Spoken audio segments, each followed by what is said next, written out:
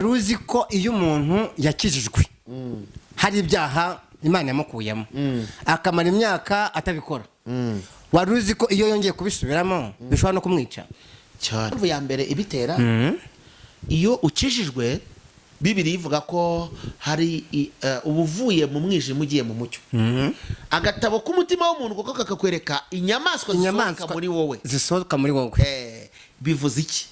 Biravuze ngo bya binyamaswa byinjira muri wa mutima bikagaruka. Urugero hari umugabo wenda abo duturanye barabizi cyangwa se abaturanye nanjye yaje gusenga, twagiraga amasengesho mu rugo ariko wa kabiri ayikubise Imana inkora ku maso. Ndamubwira ariko ko mbonye Imana imbwiye ngo mu mezi abiri urapfa nutihane kandi urazira inzoga. Mugabo mbimubwiye aba nk'uwikangamo ariko none yikomeza bya bindi by'abagabo ariko yikomeza umugore we yahise abibona. Mugore akajya baramubwira ati wa mugabo waretse izo nzoga ndamubwira nti usibye ko uzanapfa ariko niperereza ntacyo rizageraho. Imana irambwiye ngo iperereza rizakorwa ku rupfu rwawe nta kintu rizageraho. Mubwiraga bingana nuko mbihawe. Umugabo hashize nk'ukwezi n'igice nawe agenda nandi ndari mpagaze ndamanuka uriya muhanda w'igitaka ujya ku gisozi mpuye nawe ndamubwira ngo ko na n'uyu mwanya utarihana uribuka neza ibintu Imana yakubwiye. Arambwira ati ndabyibuka atari ku uyu munsi harya ni kwa kangani ni kwa kabiri ati none ndazi. Ndavuga ni ukwigirira neza kuko nutabikora urabo wihombye. Umugabo ntago yaje hashize nk'ibyumweru bitatu urumva amezi abiri yari yageze bitatu cyangwa ukwezi nagiye kumva numva abantu barampamagaye bati wa mugabo yagiye mu nce z'amajyepfo mu bintu byo gutwika amakara ati none yagiye ahantu kunywa inzoga ati bamusanze ku nzira yapfuye. Na n'ubu bashatse abantu bakoze ibyo byaha barababuze kubera iki? Imana yari yarabimubwiye. Reba amazu meza twiyubakiye maze ureba abagore twirongoreye isi iraryoshye we ntacyo wavuga isi iraryoshye we. Hari igihe abantu bagumana utwo tuntu isi nta nubwo none mbere yuko tuza kwinjira mu bimenyetso biranga umuntu wishwe n'inzara. Icyambere insengero abahanuzi tubabona bazenguruka hirya no hino n'ubu barahari. Iyi nzara wowe urebesheje amaso kuko ubu tugiye kwibaza ngo iraterwa n'iki ariko hari ibintu muziho ntagira imbaraga aradandabirana ntago bafite umukozeho arahirima ahita igenda. Tubihuze n'abakristo ba none ikimukozeho cyose arahirima. Ubwo umukristo urumva atarishwa n'inzara ukuntu tuvuga ngo umunishwe n'inzara ariko none ikaba yarageze mu magufa ndetse no mu misokoro. Umva ukuntu Bibiri ivuga. Bibiri ivuga ngo uzakomezwa no gukiranuka agahato kazakuba kuri. Bivuze ngo umuntu aramutse koko akomeye nta kinzara yamutwara kuko gukiranuka birakomeza. Gukiranuka ubwabyo ni ibyo kurya bituma umuntu akomera naho abandi batagize gute badakomera. Kabiri rero umuntu wishwe n'inzara ntabwo areba neza areba ibirori b'Imana ni iki amaso yabagaragarira mu kwerekwa mu buhanuzi mu byo babona. None ubu nturumva umuntu akubwira ati uri umugabo cyangwa uri umusore ati mbwira vuba mpanure amaso yaramenetse agareba kwanza uri umukobwa cyangwa uri umugore amaso yareba ntiyakakubajije ntabwo yakubajije gutyo kuramutse. Iki ni ikintu gikomeye amaso. Iyi nzara ko numva itugeze kure agira ikintu bita amatwi ye ntabwo yumva neza. Abavuga igifaransa baravuga ngo la vente affamée n'a pas des oreilles. Inda ishonje ntigira amatwi yumva. Bafite inzara inda yabo ishonze ijambo ry'Imana ntago n'amatwi yumva. Tuvuga ibimenyetso bituma bigaragaza ko amatwi atumva. Ngeze Nyabugogo nsanga yarwaye bwaki umusatsi waracuramye. Ngiwe nigira inama mu mutima yo kumuhatike agahita asubira iwabo. mugende kubitekereza ijwi riramwira ngo arikorora ngo uyu mwana yishwe n'inzara genda umwondore. Abantu bose uzabona bumva ubutumwa bwiza bakamera nkaho ntacyo byabakozeho, uzamenye ko afite inzara yo mu mwuka. Afite inzara mu mwuka. Umuntu uzabona adaterwa ubwoba n'ibintu bitera ubwoba abanyamwuka, ujya umenya ko afite inzara mu mwuka. Yes. Ikomeye. Igihe kimwe Abisiraheli inzara yarabateye, ariko bayishumurijwe ngo n'ikivange. Uzabibona hariya mu kuva bahaguruka bava ngo Isukoti berekera i Kanani. Bagendanye n'ikivange cy'abanyamahanga. Mu bintu ikivange cyabakoreye rero hajemo kubateza inzara. Yaturutse ku bintu bitatu. Icya mbere ngo barabanje babakumbuza ibyo baretse. Babigisha gukumbura ibyo baretse, ibyo basize muri Egiputa, tungurusumu n'amadegede n'ibindi bintu biri aho ngaho. Nawe uzi kubona umuntu Yesu yaramukijije kwinyarira yasinze kongera akabikumbura. Uzi kubona umuntu Yesu yaramukijije gukebwa n'izindi nda. Uzi kubona Imana igukuye muri ako kajagari, warangiza kubera abadayimoni bakwicishije inzara ukongera ugakumbura gusubira mu byaha biri butubi. Kuko iyo uguye icyaha waguye ukora nicyo wongera gusubiramo. Biravuze ngo ahita asubira muri bwa busambanyi, muri bya bindi yahozemo. Murakoze cyane. Reka tubashimire abantu mwese mudahwema kubana natwe ngo bukene uko bwije. Dufite umugisha ukomeye wo kubana n'izi shene. Harya umunyamakuru yayindi yitwa ngo iki, yitwa Iramiro. Iriya rwose iri kuramira abantu benshi. Tuyihereho tuvuge ngo abatari bajyayo mu gihe mukore subscribe. Ubwo ndavuga bari kuri Evangeliste Bigirimana Rora TV n'abari kuri Mos TV. Hari rero izo ngizo zindi mvuze ni izo zombi, ko twese dukomeje kubana namwe. Turabasuhuje, ni mugire umugisha. Ngendere Vera Moise Sidayigaya. Imana iduhana umugisha. Nagiraga ngo murabona ko ntari jyenyine, kumwe na mwene data mukozi w'Imana. Mwasuhuza abantu b'Imana. Turabashuhuje mu izina rya Yesu Kristo. Amina. Amazina yanjye ni Evangeliste Bigirimana Rora. Yego. Unyine utaruzi na shene uvugiraho ayo mazina ukubye bivuza zabyandike yongeraho hirya TV azahita abona ko rwose yageze kwa Rora. Imana iduhana umugisha. Nagira ngo rero munyemerere tangire dusenga, uzamuri sengesho hanyuma dukomeze n'ikiganiro. Mana mu izina rya Yesu turagushimiye kubera duhaye umwanya mwiza yo guhagarara cyangwa kuvuga, kugira icyo tuvuga cyangwa dutangaza imbere y'izi shene. Tugusabye kugira ngo umwuka wera bane natwe kandi adushyigikire muri byose. Turabyizeye ni mu izina rya Yesu. Amen. Amen. Hanyuma Rora, nifuje ko tuganira nk'abakozi b'Imana, ariko n'abadukurikiye nabo bari mu mpande zitandukanye, impande enye z'igihugu, impande enye z'isi, mu bihugu byumva ikinyarwanda, abasha kumva ikinyarwanda. Umuntu wese uzakurikirana buno butumwa tumubwire ngo akore subscribe, kandi ubutumwa tugiye gutambutsa udufashe nawe ube ambasaderi mwiza w'ijuru, ubugeze kuri benshi. Hanyuma no kwanda kuri like ni ingenzi. Yes, ingenzi. Yego. Imana rero ibamugisha, kandi iyo ukoze subscribe burya nabwo uvuze ngo kigikiye ko ubutumwa bwiza bugera kure. Imana ibamugisha. Tugiye kuganira, nagira ngo dusome ijambo ry'Imana tubona muri Amosi, ari ryo tugiye kwifashisha. Yego. Amosi bice byaho 8 umurongo wa 11 tugere kwa 13. Haravuze ngo dore iminsi izaza, ni ko Uwiteka Imana ivuga, nzateza inzara mu gihugu. Ntizaba ari inzara y'ibyo kurya cyangwa inyota yo gushaka amazi, ahubwo izaba ari iyo kumva amagambo y'Uwiteka. Kandi bazajarajara bava ku nyanja imwe bajya ku yindi, bazava ikasikazi bajye iburasirazuba, bazakubita hirya no hino bashaka ijambo ry'Uwiteka be kuribona. Uwo munsi inkumi nziza n'abasore bazicwa n'inyota. Imana idufashe.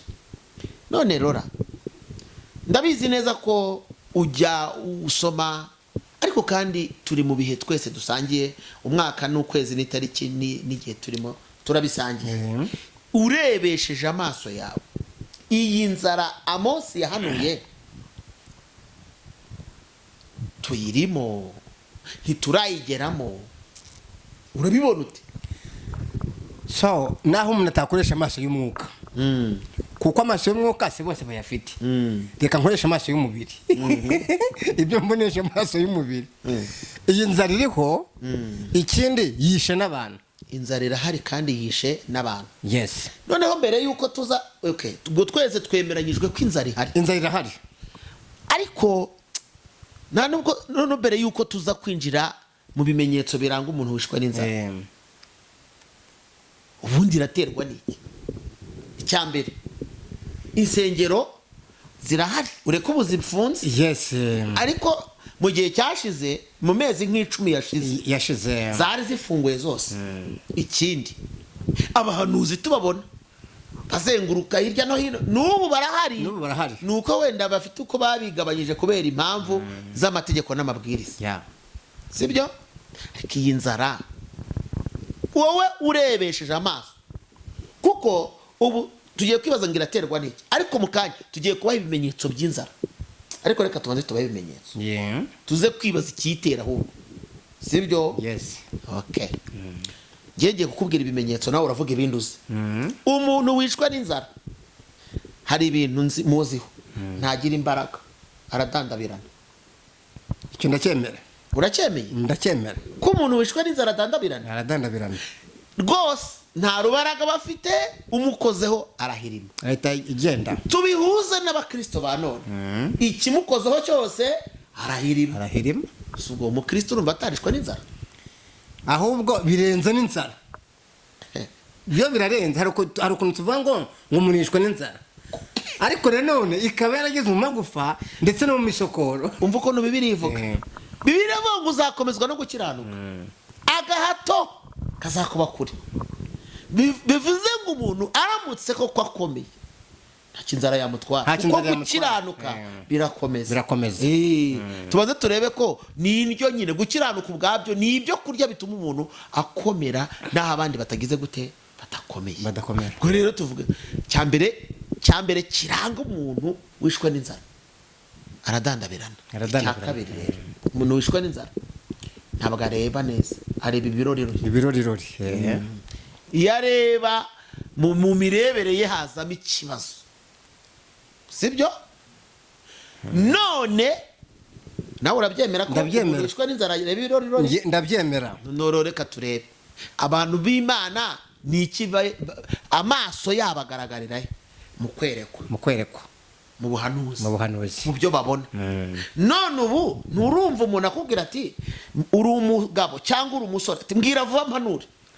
Amaso yaramenetse. Ntabwo areba. Aramutse areba, mbese umuntu arakuba ati mbwira, tubundi kwanza uri umukobwa cyangwa uri umugore.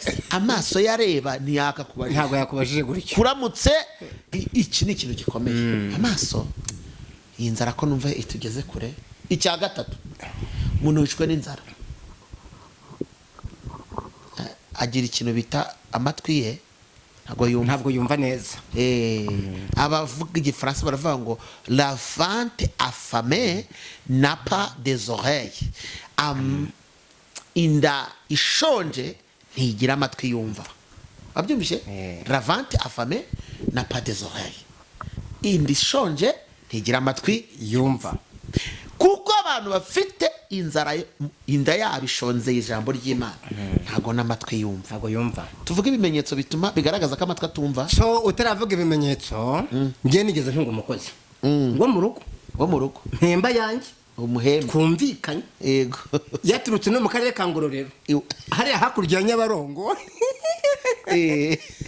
Yari afite imyaka 21 atashobora guterura akajerekani karindwi k'amazi.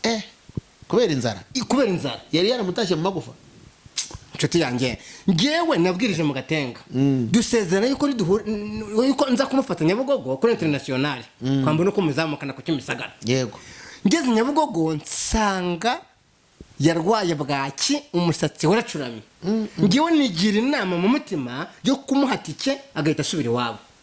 Mugende kubitekereza, ijwi riramwira ngo ari korora, ngo uyu mwana yishwe n'inzara, genda umwondore. Mugejeje mu rugo, umugore arambwe, uwo mukozi twa Josiane, ndamuvuze nta kibazo. Umugore ahita njyana mu cyumba, arambwira ati uyu niwe mukozi utuzaniye.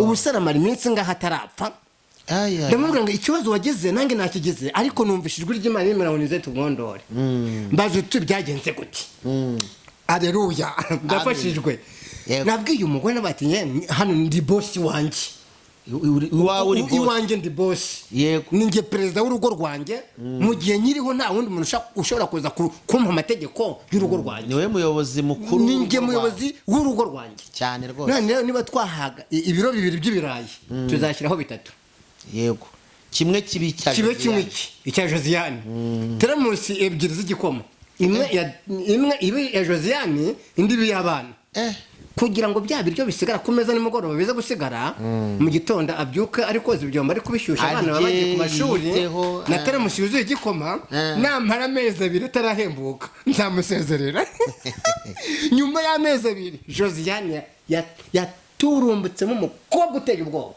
yavuyemo inkumi y'igitondo yavuye iwanjye agiye gushaka umugabo nyina yaje kumusura aramuyoberwa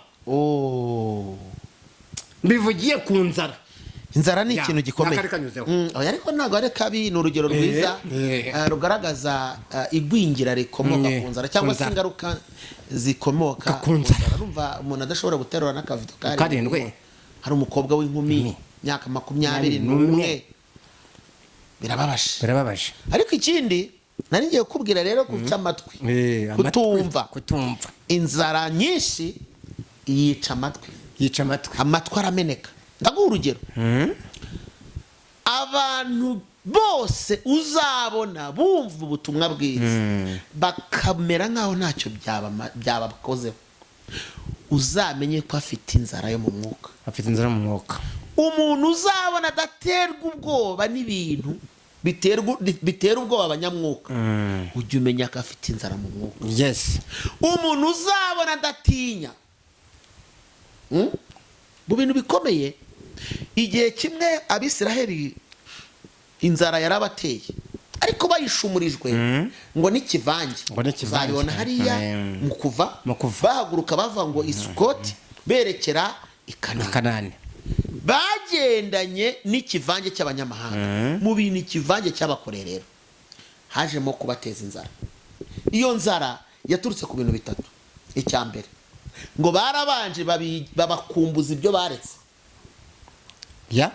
babigisha gukumbura ibyo baretse ibyo basize muri Egiputa tungurusumu n'amadegede n'ibindi bintu biri aho ngaho nawe unyumvira ibintu bakumbuye ngo ni tungurusumu n'amadegede ni ibyo ngibyo ubuzi kubona umuntu Yesu yaramukijije kwinyarira yasinze kongera akabikumbura uzi kubona umuntu Yesu yaramukijije gukebwa n'izirinda zimukebesheje urwembe hari uwo nabonye ejo bundi wihannye anyereka ahantu bamukase no ku matama indaya ziti wowe wadutwaye umugabo kandi yari kutwishyura menshi baramukata n'urwembe kandi nta hantu yareze kandi ndamuzi nawe yaranzi nawe ari kunyumva uzi kubona Imana igukuye muri ako kajagari warangiza kubera abadayimoni bakwicishije inzara ukongera ugakumbura gusubira mu byaha biri butubi kuko iyo uguye icyaha waguye ukora nicyo wongera gusubiramo biravuze ngo abahita asubira muri bwa busamba muri bya bindi yahozemo kuniga gukabira urufuzi nyabingi n'ibindi bakoherereje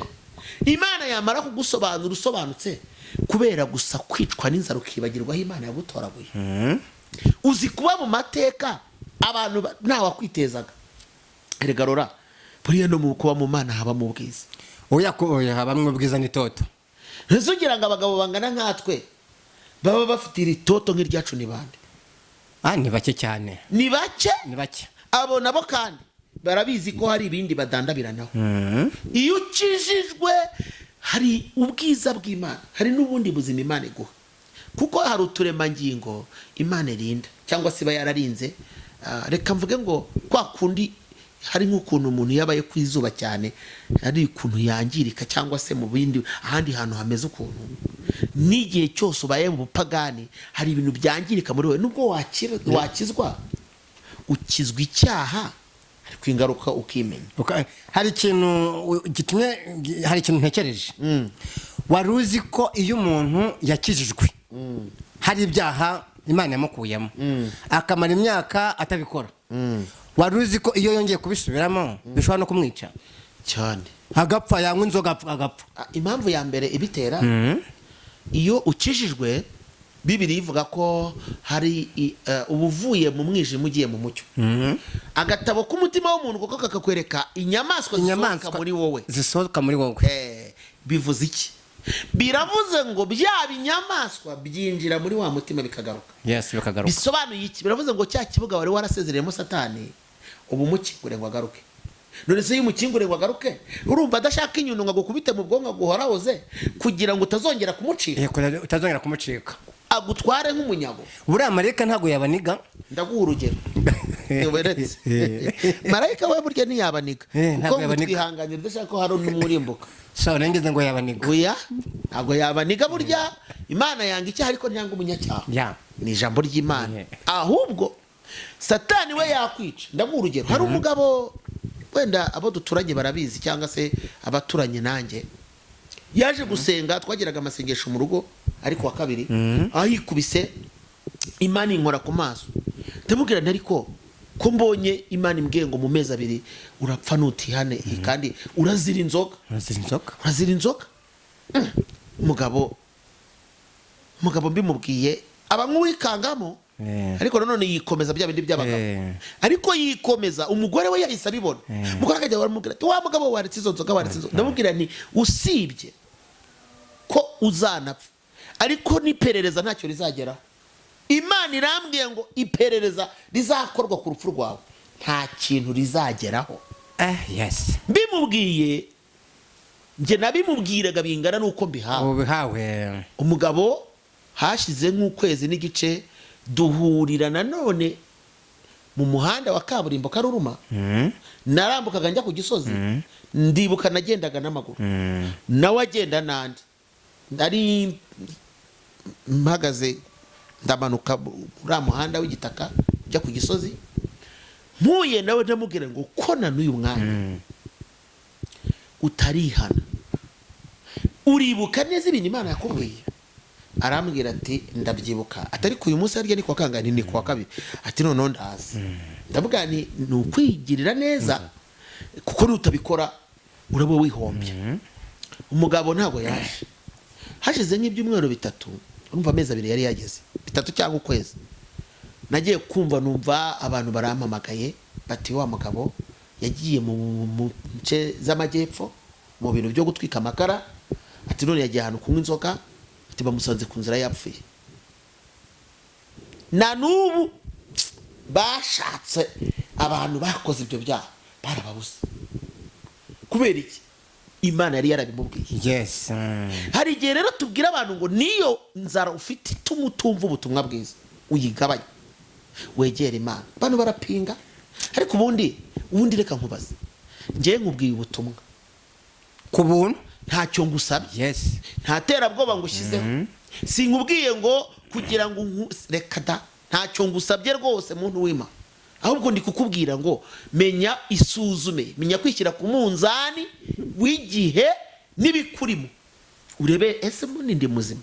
Umuntu byama ntagire inzozi base ntabona ibintu biteye abantu ubwoba kuko tubona ibintu tutibirani tugahinda umushyitsi ukiraje wereka da abayumvise muryoheye ameze ngaho ni ngo hari akaririmbo reka nkaririmbe bareta bumva banyirako reba amazu meza twiyubakiye maze ureba abagore twirongoreye isira ryoshye we ntacyo wavuga isira ryoshye we. Hari igihe abantu bagumana utwo isira ryoshye kandi nikomereze ejo nasambanye ni baby iraryoshye ejo nanyweye akayoga kararyoshye ejo nagiye kuryoshya biraryoshye ejo nagiye ku mazi biraryoshye ejo nagiye ahantu biraryoshye ejo narafurayingana n'umushuti wanjye tubyumva kimwe biraryoshye ariko bigira iherezo.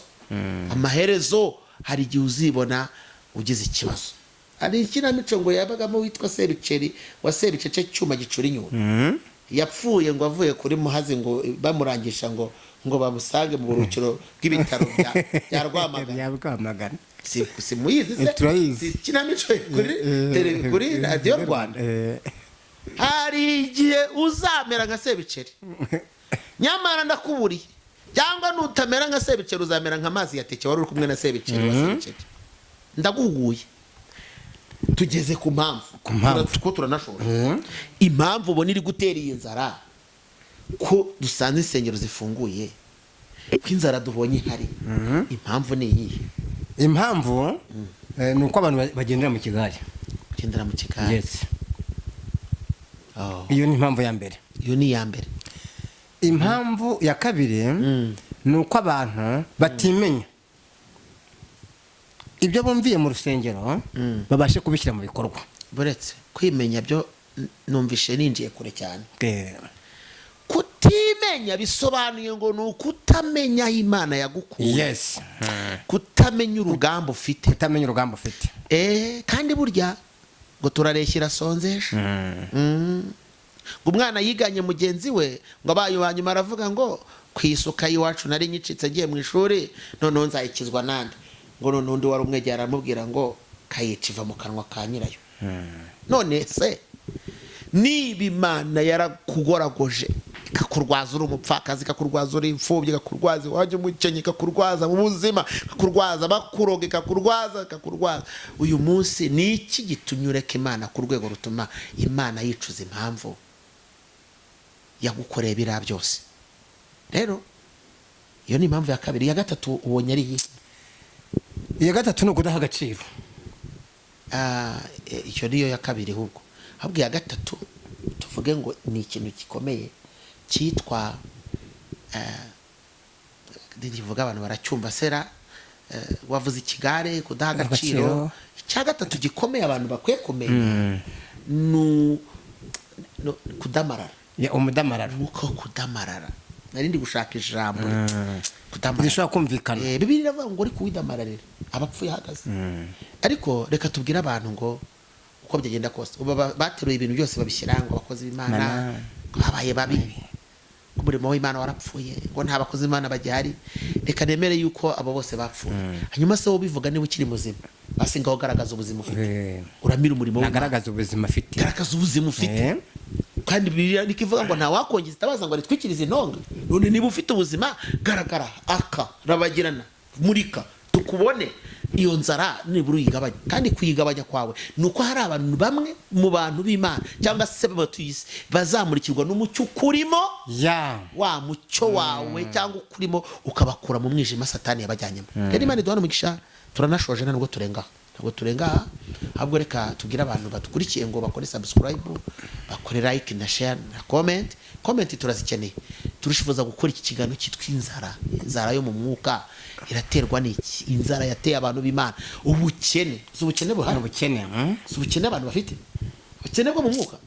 Ariko uzi ko kera Pawulo ngo yajyaga yohereza n'umuswara ati dore ngaho akagaswara tugenda ati kandi ngo yabaga ari kwihanagura ijisho rye ryarindi ryanindaga ko yari yarakubise ijisho kwibuye cyagiye ari mu nzira ya Damasco yihanagura gutya amara kwihanagura umuswara wahagera kuri uwo muswara akaba ubwira ati rero ngewe ndakora mboha amahema kugira ngo ntagire uwo ndemerera.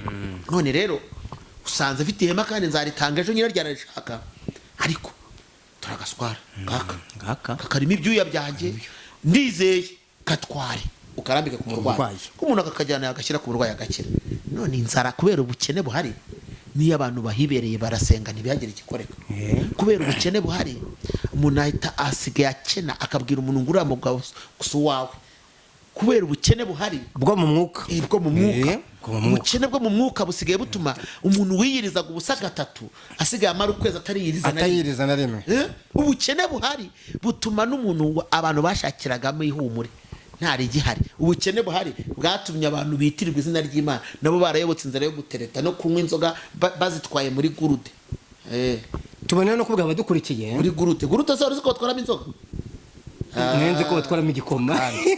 Igikoma ni icyayi. Oya cyangwa batwara bamenye bafata gurude zira zifite duheha kagenda ati ntawe batamenye akafata inzoga agacuriramo ubundi akagenda asoma. Ngahumva narababonye ndabavuze nubwo navuze amazina ariko narababonye. Ngo n'ubukene bukabije kusubira ku byo waretse. Ngewe rero reka nkubwire naguye ku rwego numva akayoga ngashaka ntago nakwirirwa nshifata gurude. Oya wazinywe kuhagaragara se kwa yaya narayinywa n'ubundi inzoga nayo nzi ariko narayinayinywe ntajya hariya ku karubanda nkayinywa. Abantu bisha mu murimo rero uri gukoreramo ibyaha kanga kuko uri umukozi w'Imana cyangwa uri umukristo ariko ufite ibyaha by'ubusambanyi byakubase, uri umunyamanyanga, uri umujura, reka ko tukubwiza ukuri ibyo bintu ukora abapagani babikora beruye kandi ntawe biruka kumugaragara kugira ngo wihishe. Rero usabye n'umurimo w'Imana wabireka, ariko kandi nanone ntabwo tugushumurije satani, ahubwo turakubwiye ngo wakwemeye tukagusengera ugakira ubwo bukene ko bukwishe. Imana dufashe. Ndetse n'abadukurikiye baradukurikiye cyane, bari hafi ndetse na kure cyane.